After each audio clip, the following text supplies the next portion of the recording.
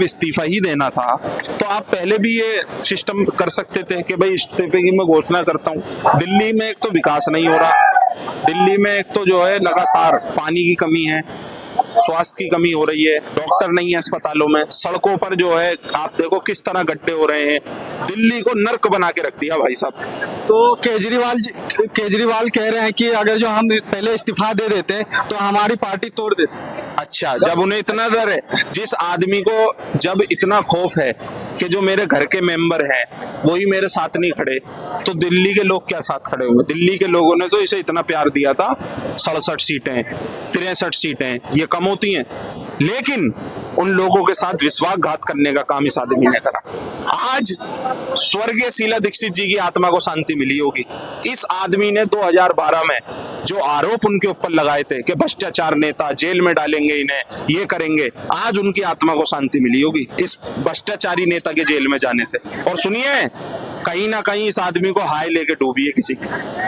ये आदमी बहुत कहता था, ईमानदारी का गीत गाता था, मुझसे बड़ा कट्टर ईमानदार कोई नहीं है, मैंने तो ईमानदारी के पहाड़े पढ़े हैं। भगत सिंह, ऐसे इंसान से अपनी तुलना करना जिसके पैरों की धूल नहीं है, मैं कहता हूँ कोई नेता। और जो ईमानदार होता है ना, वो कभी राजनीति में नहीं आता। राजनीति में आने का काम होता है बेईमानों का। जिसकी नीयत खराब है वो नेता बनेगा। तो केजरीवाल पे आप कुछ कहना? नहीं, भाई साहब ने जो कहा वो बहुत सत्य कहा कि अरविंद केजरीवाल जी डंकी की चोट पे कहते हैं मैं ईमानदार हूँ, और ईमानदारी को लोगों ने परखने के लिए उनको 2 बार चुना, और अब की तीसरी बार तो जनता नहीं चाहेगी। और अभी जो है 2000 में थे योगेंद्र यादव, किरण बेदी, कुमार विश्वास, कहाँ गए ये लोग?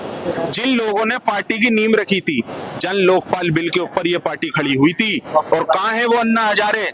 कौन सी चिलम पी के सो रहे हैं वो बॉम्बे में? बताइए, कब वो कंबल हटाएंगे अपने मुंह पे से, और कब सवाल करेंगे इससे कि भाई तुझे दिल्ली के अंदर हमने जिताने का और खड़ा करने का काम करा था, आज सवाल करता हूं मैं तुझसे, बता कि दिल्ली की जनता के लिए 10 साल में क्या करा? नहीं, एक तरफ तो ये लोग अनशन करते थे, कहते थे भूख हड़ताल है, और पर्दे के पीछे जाकर मौसमी का जूस मार रहे हैं। अच्छा, ये बताइए कि हरियाणा में इससे फायदा होगा कि नहीं?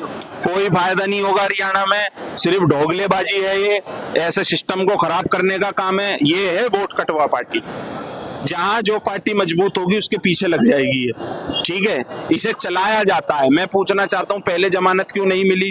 क्यों 4-5 महीने से दिल्ली की जनता का समय खराब करे जा रहा है, कोर्ट द्वारा भी और ये ईडी द्वारा भी? अब आपने देखा हरियाणा के चुनाव के अंदर इनकी साठगांठ नहीं हुई तो आपने इसे बेल दे दी। ये लोग चाहते हैं कि वहां 3 कोड़िया मुकाबला हो जाए, लेकिन हरियाणा की जनता बहुत जागरूक है। वहां जाट हुक्का लेके बैठा है और विनेश फोगाट मुक्का लेके बैठी है, तैयार है वो जवाब देने के लिए जनता को। भाजपा का वोट आई।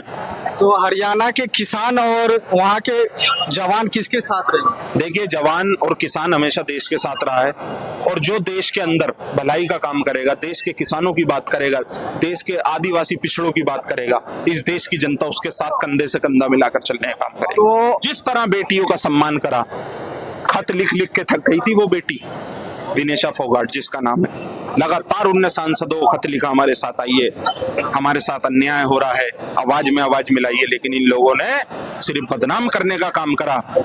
ऐसी बेटी के लिए जो विदेश में जाकर ऐसे धोबी पछाड़ मारती थी और चित कर देती थी विरोधियों को, इसी तरह अब वो जब राजनीति के मैदान में आई है तो वहां भी चित करेगी अपने विरोधियों को।